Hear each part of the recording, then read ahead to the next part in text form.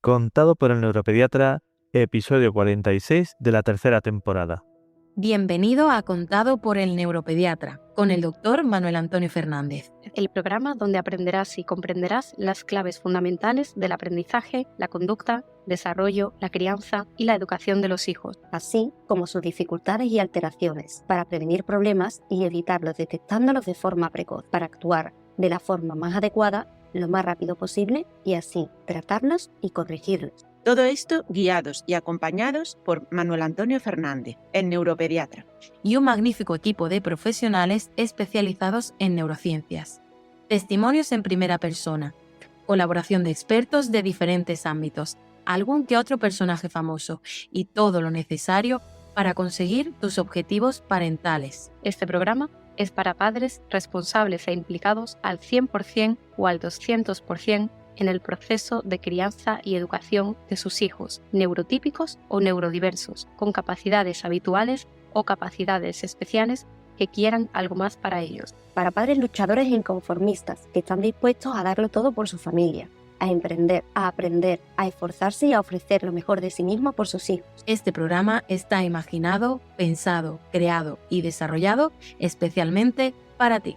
Pues 2025 nos ha dejado una pregunta clara. ¿Qué aprendimos escuchando a quienes ya estaban donde muchos quieren llegar? Este año pasaron por este podcast ideas que incomodan, respuestas que inspiran y verdades que no se suelen decir en voz alta. Esto no es un episodio más, es el resumen de un año entero de aprendizajes en la voz de quienes los están haciendo.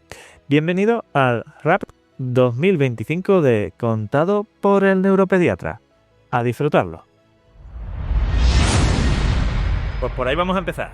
¿Cuáles son las señales de alarma, alerta o que deberían hacer a los padres preocuparse por el proceso evolutivo a nivel de lenguaje de sus hijos y que les recomendarían o que haría necesario la consulta con un logopeda? Pues realmente hay varias señales de alerta que pueden ayudarnos a detectar si un niño podría beneficiarse de la ayuda del logopeda. Por ejemplo, si a los 2 años el niño no dice al menos 50 palabras o no empieza a combinar esas palabras, sería una señal de alerta, ¿no? También si tiene dificultad para entender órdenes sencillas o no responde a su nombre. Es algo bastante llamativo. Si tienes también una pronunciación muy difícil de entender para los demás. Si tartamudea, si se bloquea a la hora de hablar. Si presenta dificultades para masticar, como decías, el tema de la alimentación también es súper importante y muchas veces se desconoce por completo la participación del logopeda en estos procesos. Los padres realmente conocen a sus hijos mejor que nadie y si sienten que algo no va del todo bien con el habla o la comunicación, es buena idea consultar a un profesional. A veces una intervención precoz marca una gran diferencia en el futuro. Para todos los que nos escuchan, y muchos de ellos seguro que están perdidos, ¿cómo definirías tú o cómo explicarías tú? Después te voy a decir yo cuál es la definición que tengo de altas capacidades desde el punto de vista de la neuropediatría, pero ¿cómo explicarías tú de una forma sencilla a los que nos están escuchando qué son las altas capacidades? Me lo pides de una forma sencilla, pero no es una pregunta fácil. Definir las altas capacidades no es sencillo. De hecho, no hay una única teoría y la definición dependería mucho del modelo que nosotros nos basáramos. Y es cierto que si lo que intentamos hacer de forma sencilla nos dejaríamos muchos conceptos y muchos aspectos importantes. Pero si queremos dar una primera introducción para las familias que nos estén escuchando, que puedan estar un poco desorientadas, yo hablaría de un cerebro diferente, con unas habilidades excepcionales, cognitivas, creativas, que les hacen ver el mundo, comprender, entender, aprender, vivir de forma diferente. O sea, no podemos decir una única definición, porque como te digo, depende de la teoría que nosotros nos cojamos y hay perfiles muy diversos, hay mucha heterogeneidad de las altas capacidades. Ya dependiendo de si entramos en un modelo u otro, escucharemos precocidad, talentos simples, complejos, superdotación. Pero yo me quedaría con esta idea de un cerebro distinto, con unas habilidades excepcionales y no olvidaría que son altas capacidades intelectuales. O sea, que esta habilidad intelectual aunque haya otras características que cumplen muchas personas con altas capacidades, la habilidad intelectual es muy importante y va a estar ahí. Voy a romper el podcast así. ¿Sabes quién tiene que escuchar este podcast? Los padres de los niños que no están en la adolescencia todavía. Bueno, estoy contigo, Manuel. Porque la adolescencia va a ser la consecuencia de cómo hemos ido tratando y educando a nuestros hijos durante todos los años anteriores. Estoy contigo. Y muchas veces esa preocupación de los padres sobre la llegada de la adolescencia es una anticipación de, uy, a partir de entonces voy a tener yo que estar pendiente. Ahora con lo bien que vivo sin tener que estar pendiente de nada. Esto es una crítica, pero es así. Es decir, el niño va a ser más fácil, más difícil, entre otros muchos factores, pero uno de los principales es cómo nosotros hemos criado y educado a nuestros hijos en los primeros años. Así que, ojo, porque todo se puede complicar aunque lo hagas bien, pero si lo haces bien, es muy difícil que se complique. ¿Ah? Eso ahí lo dejo como mantra principal, como decías tú, ¿vale? Y ahora, ahora que hemos dicho esto, hablemos de mitos. Claro. Eres profesora de secundaria. Trabajas constantemente con ellos en el día a día. Trajín interesante. ¿Qué es lo que a día de hoy aún más te sorprende o te sigue llamando la atención de ellos? Bueno, yo es que aprendo de ellos todos los días, Manuel. Entonces, hay también yo tengo el reto y el privilegio, que es una frase que me digo mucho, ¿no? Es muy retador estar junto a adolescentes, porque ya como padre o madre, pues tiene sus retos increíbles, pues también como docente, porque comparto con 100 y pico de adolescentes todos los días, ¿no? Y a veces con 200. Y los que no se ven porque están por los pasillos, que no les doy clase directamente. Entonces, es un retazo, pero también es un privilegio. Un privilegio porque recuerdo cosas que yo pasé en mi adolescencia y que no se me puede pasar desapercibido ahora por ser adulta. Como por ejemplo el humor, el sentido del humor, que es verdad que hay gente adulta que tiene mucho sentido del humor, pero yo no me caracterizo por eso. Entonces yo los veo y digo, vale, Noelia, no te puedo olvidar el humor. ¿Cómo se cuidan entre amigos? El poder que le dan a la amistad, porque la amistad, si siempre es importante, en la adolescencia es que es esencial. No puedes cortar a un niño de no tener amigos. Yo no digo que sean muchos amigos y muchos en redes sociales. Al menos, a lo mejor son 2, pero tiene que tener la amistad. No es opcional, es algo esencial. ¿Cómo le dan importancia a los pequeños detalles? ¿No? Se cuidan mucho entre ellos, dan importancia, bueno, porque como tienen las emociones, pues sí, porque les toca alterada, por decirlo de una forma, entonces a todos le da importancia, que a veces hay que bajarle un poco el ritmo, ¿no? Pero también es decir, oye, claro, yo no tengo por qué pasar desapercibido eso. Hay detalles que a mí me importan. Hay muchos mitos en la adolescencia, pues que son irresponsables, que son unos vagos, unos perezosos, que no tienen sentido crítico. Mira, es la etapa más humana y más crítica, Manuel. ¿Humana por qué? Porque están descubriendo cuál es su identidad. Entonces, ellos están a todas horas viendo si lo que tú me dices y como tú actúas, más que como tú me dices, es verdad o mentira. Están descubriendo todos. Es el momento de la mayor inseguridad y autocrítica, ¿no? Nunca están satisfechos, aunque de puertas fuera pueden vender una historia, la realidad es que son absolutamente inseguros y necesitan una reafirmación constante para no sentirse diferentes, inferiores, fuera de lugar, etcétera. Claro, porque ellos salen ya de las alas de papá y mamá, ¿no? De esas gallinitas y tienen que descubrir su mundo.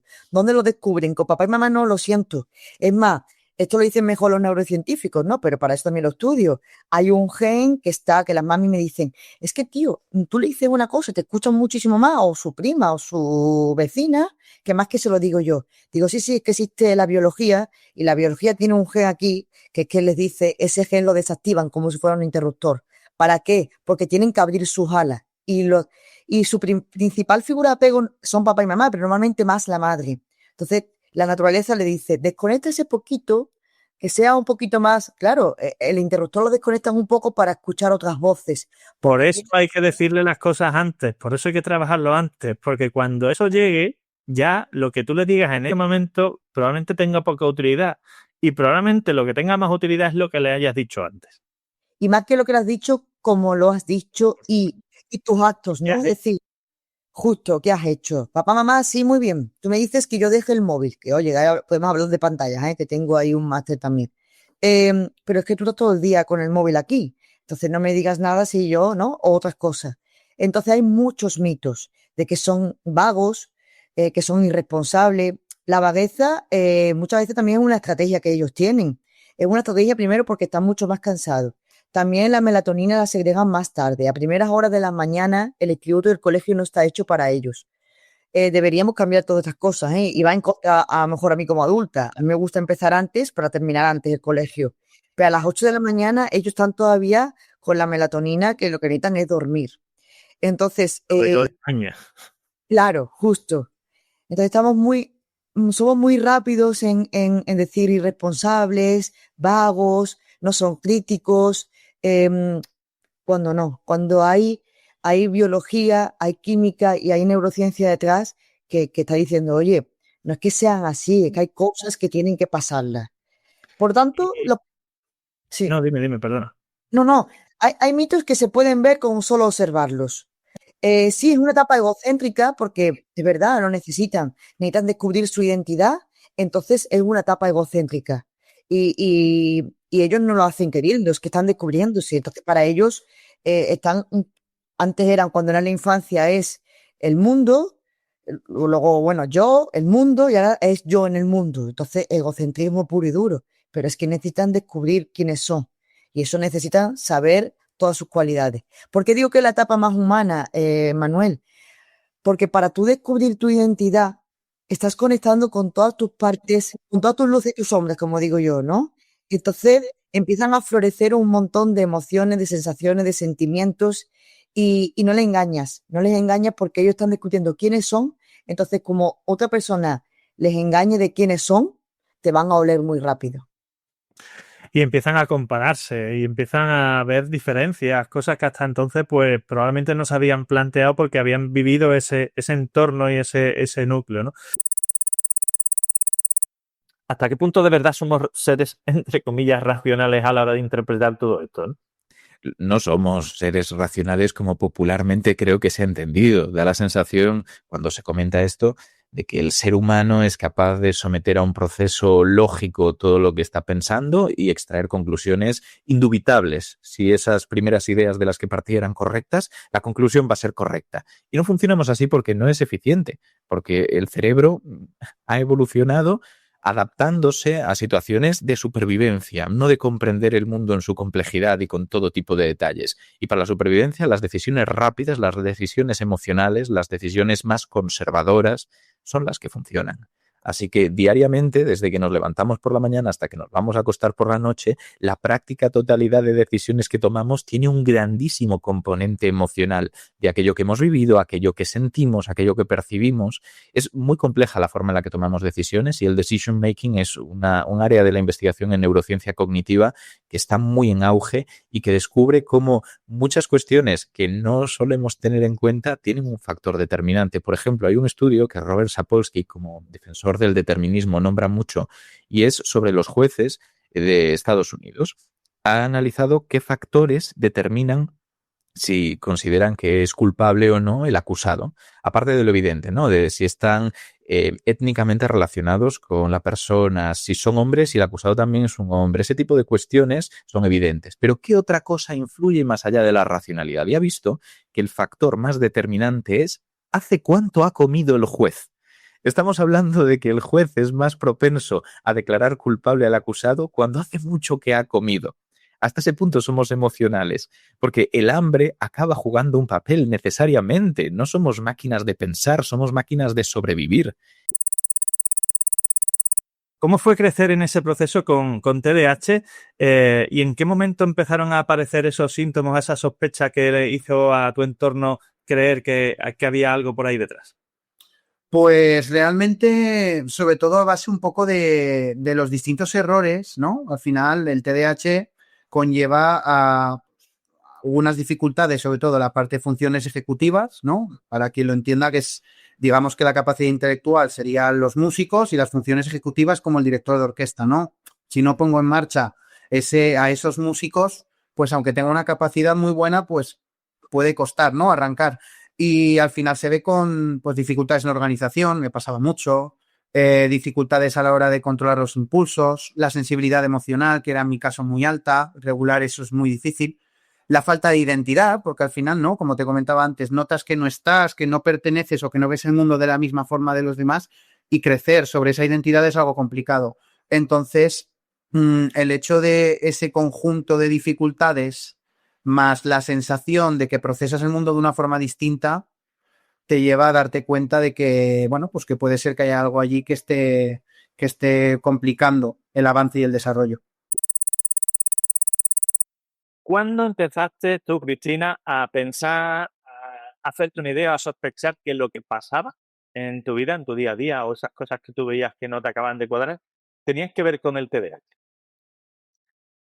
Bueno, a ver, yo toda mi vida he notado y he sentido que era completamente diferente a los demás. O sea, desde niña, en la adolescencia más, y luego también como mujer adulta y como madre. O sea, siempre sentía que yo estaba con una frecuencia diferente y no entendía muy bien por qué. En realidad ha sido gracias a mis hijas que yo he llegado a mi diagnóstico, porque yo veía primero a mi hija mayor que no encajaba, me sentía también un poquito identificada con ella, ¿no? Y entonces yo hacía todo lo posible por intentar saber qué pasaba. Y así fue como cuando la la identificaron, perdón, ya con altas capacidades. Yo seguía sospechando que pasaba algo más, me volví una loca de los podcasts, tomé altas capacidades, de repente acabé contigo, no sé cómo. A partir de ahí escuché primero tus podcasts de autismo, fíjate, que tenía mucho interés también, y de repente cambié a TDAH y digo, uy, y empecé a escuchar, a sorprenderme, los escuché todos. Y así fue como dije, ostras, si soy yo, necesito investigar esto, ¿no? Y entonces ya, pues, te busqué y aquí estoy. Mira, un detalle, ¿no? Dice, empecé buscando o encontré la información y los podcasts sobre autismo. Voy a hacer aquí una apostilla porque hoy en día hay una alta frecuencia, una alta tendencia al diagnóstico de TEA en personas con un perfil que pueden ser parecidos al tuyo, adultos con dificultades de X, de Y, de Z y demás. Y quiero hacer o romper una lanza por que seáis conscientes de que la mayoría de esas situaciones que muchas veces en la edad adulta parecen sugestivas o similares al TEA, en la mayoría de ocasiones hay un componente fundamentalmente asociado al TDAH. ¿Por qué? Porque es verdad que hay problemas en la relación y la comunicación social, y hay muchas situaciones que pueden ser sugestivas o parecerse al TEA, pero que realmente son secundarias a la sintomatología disejecutiva propiamente del TDAH. Paréntesis hecho. ¿Qué fue lo que más te, digamos, trastocó cuando recibiste el diagnóstico? ¿Qué cosas cambiaron en tu cabeza? Pues fue como quitarme una mochila llena de piedras muy pesadas, muy pesadas. Fue como si me dieran unas gafas, ¿no? Unas gafas de nuevas, de conocimiento, y empecé a ver mi vida, ¿no? De fuera adentro. Por fin había una explicación para muchas cosas y además no dejaba de pensar en esa niña y adolescente que había estado siempre intentando encajar, sintiéndose fuera de lugar y pensando además que todo era su culpa y que no era suficiente. Entonces el diagnóstico fue como la primera tirita para mi corazón, que lo necesitaba mucho, y cada piedra que tenía en la mochila, pues al irla sacando iba pesando menos y fue un alivio, sí. ¿Has hecho ahí alusión a esa sensación de no ser suficiente, ¿no? Y yo siempre lo defino eso cuando lo explico como una sensación de insatisfacción crónica. Es decir, yo hago las cosas, las hago con mucho esfuerzo, a veces me salen bien, mal o regular, a veces muy bien, muy mal o muy regular, pero siempre tengo la sensación de que no es suficiente, de que aunque lo haya hecho bien, me ha costado mucho. No igual que los otros. Esa sensación de satisfacción crónica es muy frustrante a lo largo de la vida, ¿verdad? Sí, sí que lo es, y además es que tú a veces, bueno, yo es que no era consciente de ello, pero cuando pienso ahora cuando era niña o era adolescente, a veces me había esforzado muchísimo y todos pensaban que es que no me había esforzado y era muy frustrante y no tenía el vocabulario ni, no sé, la forma de poder explicarles de verdad que yo, que lo había intentado, pero es como que no se lo creían, ¿no? Y entonces eso te va pesando, esa mochila va pesando y tu autoestima pues poquito a poco se ve, porque piensas que son rasgos de personalidad, ¿no? Lo que no va bien. Y ¿cómo hizo esto también cambiar tu percepción, no solo personal, sino de lo que es tu entorno familiar, tu perfil como madre, el perfil de tus hijas como hija de alguien con TDAH y también con un perfil de altas capacidades, que las dos chicas tienen un perfil muy característico en este área y tú también? ¿Cómo cambió esto tu visión del día a día en la familia? Pues a ver, fue como encender un poquito una luz en una habitación oscura, ¿no? Es como que de repente todo empezó poquito a poco como a tener sentido, como un puzzle que se iba encajando, porque hasta entonces yo sentía que había como mucho caos constante, mucha intensidad y no sabía por qué. Entonces, si yo era intensa, mis hijas eran intensas, pues era muy difícil.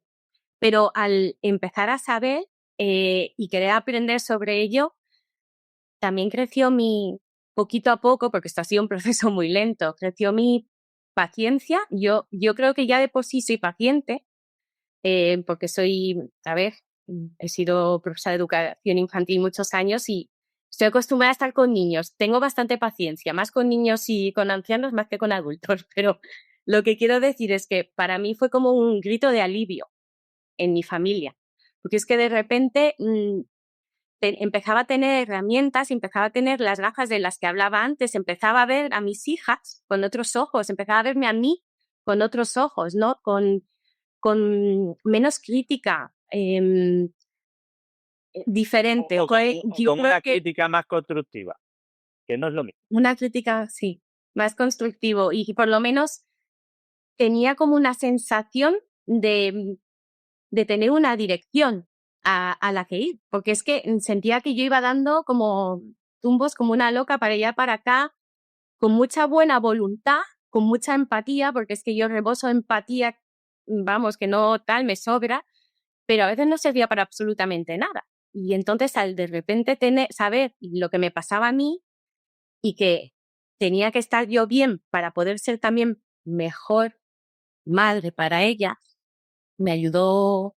Ha sido un camino largo, pero me ha ayudado mucho. Sí, la verdad que tener esa información ha cambiado mi vida.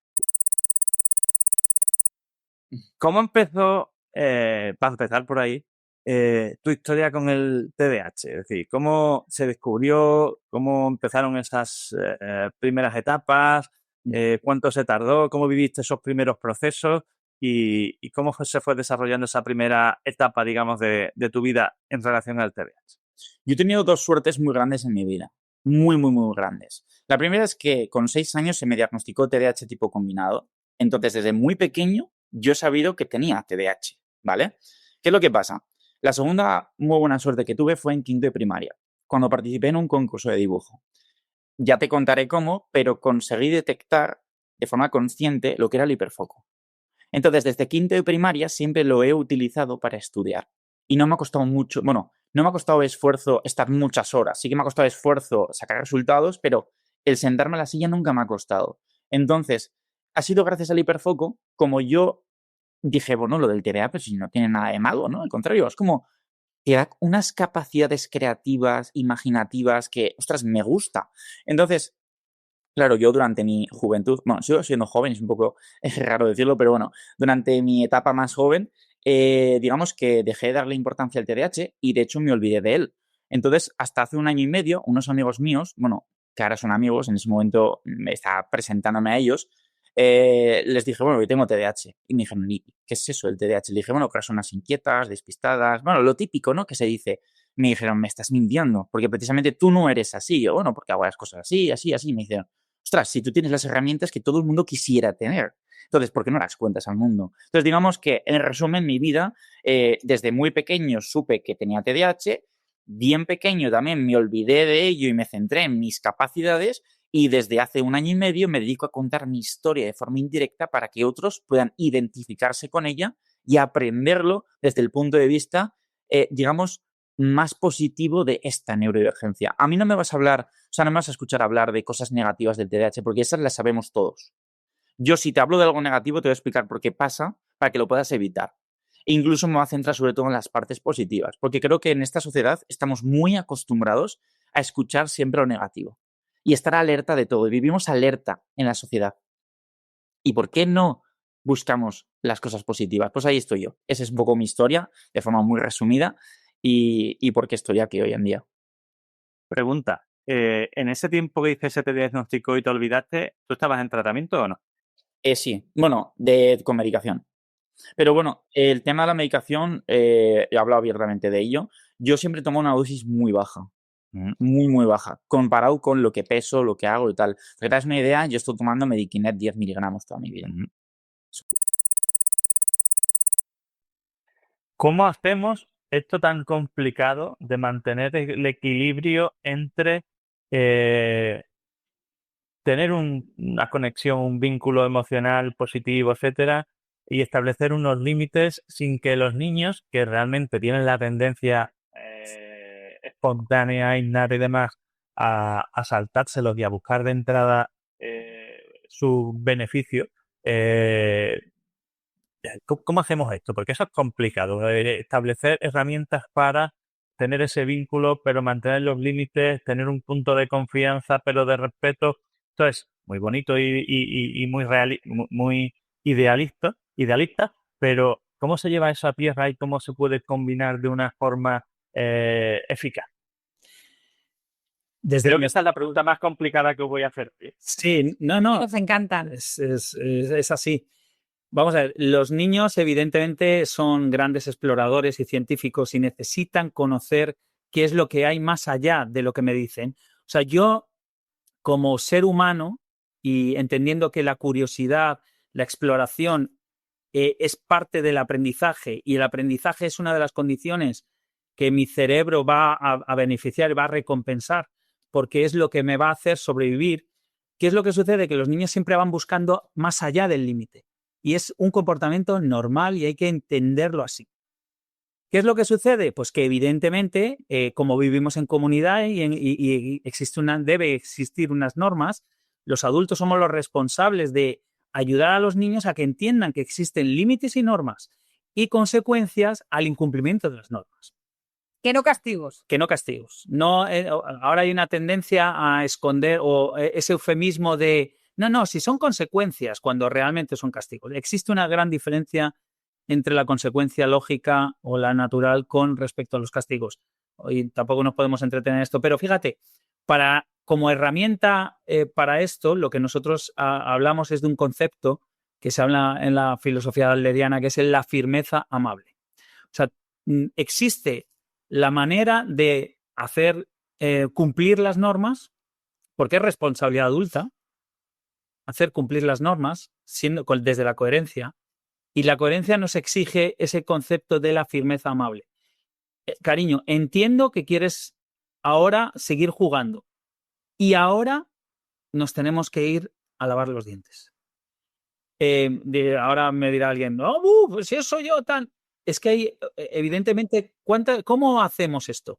Lo normal es, que te he dicho que no sé cuántas veces, que te vayas que cuántas veces te he dicho que recoja los juguetes, que no sé qué, El niño, cuando nosotros tratamos de imponer a los niños las cosas con este comportamiento, un niño sano, lo que va a hacer es tratar de resistir ante una orden. ¿Por qué? Porque es la manera en la que él también entiende que yo valgo, que yo soy alguien que tiene capacidad de decisión. Y lo sano en un niño es que ponga resistencia. Lo que no es lo que sí que nos debe ocupar es aquellos niños que son muy obedientes y todo lo hacen a la primera. Esos nos preocupan más. Eso nos debemos ocupar más de ellos. Os voy a poner aquí un pero, no que lo ponga yo, sino el que escuchamos muchas veces. Y el que no dice nunca que sí a nada y todo lo quiere responder de forma intensa, a gritos y a malas formas. O sea, el niño, dices que es el que... Sí, el niño. Ahí tenemos que hacer una revisión del sistema familiar. Tenemos que ver de qué manera los adultos están comunicando. ¿Dónde están las normas? ¿Quién las ha creado? ¿Se ha tenido en cuenta al resto de miembros de la familia para poder llegar a acuerdos y que el funcionamiento? Porque las normas, a diferencia de los límites, las normas sí son negociables y lo que nos ayuda, el objetivo que tienen es a que haya un orden y a favorecer una convivencia y un bienestar y un bien común, ¿vale? El límite no. El límite, digamos, que son infranqueables porque cuidan. O sea, hay algo que yo sé que es peligroso y voy a poner un ejemplo muy real. El tema de los videojuegos. ¿Vale? Yo no soy una persona que me guste prohibir porque creo que genera más deseo. Entonces tuvimos una reunión porque nos pedían la videoconsola y antes de que entrara la videoconsola en casa ya establecimos unas normas de uso. ¿Qué día se podía utilizar? ¿Cuánto tiempo se podía utilizar? Pero claro, a medida que han ido creciendo, ¿dónde está el límite? El límite está en que mi hijo me diga que quiere jugar a un juego. Roblox. No lo sé, me lo invento porque yo como no sé cuál es Roblox, pero se oye hablar ahora cosas horribles de él. Y entonces, ¿qué hago yo? A mi hijo cuando me dice quiero jugar a Fortnite... Mira, perdona que interrumpa, pero ya que lo nombras, me vas a permitir. Por favor, no dejéis que vuestro hijo juegue a Roblox, ¿vale? No tengo nada en contra de los juegos en sí, ni de los creadores, ni de nada, pero el uso que se está dando, según las investigaciones de los últimos semanas, meses, desde la perspectiva de los adultos que tienden a abuso, etcétera, es muy complicada. Es decir, se está convirtiendo en un sitio de acoso a menores. Así que, por favor, tened ojo si vuestro hijo pequeño juega al rock. Vale. Pero fíjate ¿qué diferencia hay entre que mi hijo me diga quiero jugar y yo le diga no, a que yo le diga vamos a ver, vamos a investigar juntos esto de Roblox, vamos a verlo. ¿Para qué edad está determinado? ¿Se puede jugar online con otros jugadores? Porque aquí un límite que cuida es que no se puede jugar online con otros jugadores. No se puede. Otra cosa más, el contenido. Vamos a ver el contenido. A ver si es afín a nuestros valores familiares, valores y principios. Es decir, es verdad que exige un trabajo inicial del adulto, pero el niño no se lo toma tan mal a cuando le dices no, porque he leído la prensa y es que eso es una barbaridad y hay gente que abusa. No, vamos a investigarlo juntos. Cuando yo muestro este interés por el interés de mi hijo y a través de preguntas y a través de buscar juntos e investigar, vemos que este juego tiene que haber un límite, no se puede jugar en casa debido a esto. El niño lo entiende mucho mejor. Se podrá enfadar porque los límites, yo no puedo tampoco pretender que el límite que ponga, límite que a mi hijo le vaya a gustar. Pero tengo muchas más papeletas de que haya un aprendizaje significativo en cuanto a ese juego y el por qué no, con este diálogo donde yo no te digo que no de golpe, porque decirte no de golpe hace que saltes tu sistema de alerta del cerebro y diga, oye, te pongo a la defensiva porque yo quiero algo que mis amigos tienen y lo quiero. Y yo te lo estoy negando. Yo no te lo voy a negar. Tú y yo vamos a investigar. ¿De qué va este juego? ¿Cuál es la edad límite? ¿Se puede jugar online? ¿No se puede? Y luego muy importante con el tema de los videojuegos y creo que es muy saludable, porque, como digo, cuando prohibimos, bueno, tú puedes prohibir en tu casa, pero luego no puedes saber lo que ocurre en las casas de los amigos de tus hijos, etcétera, etcétera. Es que en esta casa una norma es que el juego nunca se juega en la videoconsola. En pequeñito siempre es en la pantalla del salón grande de la tele y juegan además entre ellos, ¿no? Juegan mis hijos juntos normalmente. Me parece mucho más saludable cuando vienen los vecinos. Es un poco más como cuando éramos nosotros pequeños y jugábamos con la videoconsola. Es decir, los límites cuidan. Y cuando mi hijo no asume bien ese límite y se lo toma mal, es completamente legítimo que él se enfade y que se frustre. Y lo importante es esa firmeza amable. Yo te entiendo. Y la respuesta es no. Y ahí es donde está el límite. Una vez tú practicas esto y eres consistente en el tiempo, el niño acaba sintiendo mucha seguridad porque somos coherentes. Lo que se dice y lo que se hace, hay una coherencia. Así que muchas gracias, un abrazo muy fuerte y hasta la próxima. Bueno, dime, ¿qué te ha parecido la entrevista y este episodio? Apasionante, ¿verdad? Pues si, como te decía en el episodio inaugural, te emociona y te hace vibrar la posibilidad de convertirte en referente en tu área dentro del sector del neurodesarrollo, ya sea como padre, como educador, como sanitario o como terapeuta, para liderar este movimiento y ayudar a tu hijo, a tu alumno o a tu paciente en su proceso de educación, crianza y desarrollo, estás más que invitado a este ilusionante camino. Únete a nuestra comunidad y difunde nuestro mensaje. Hazlo llegar tan lejos y a tanta gente como puedas. Padres, amigos, compañeros, grupos de WhatsApp, redes sociales, te lo agradecerán, te lo garantizo.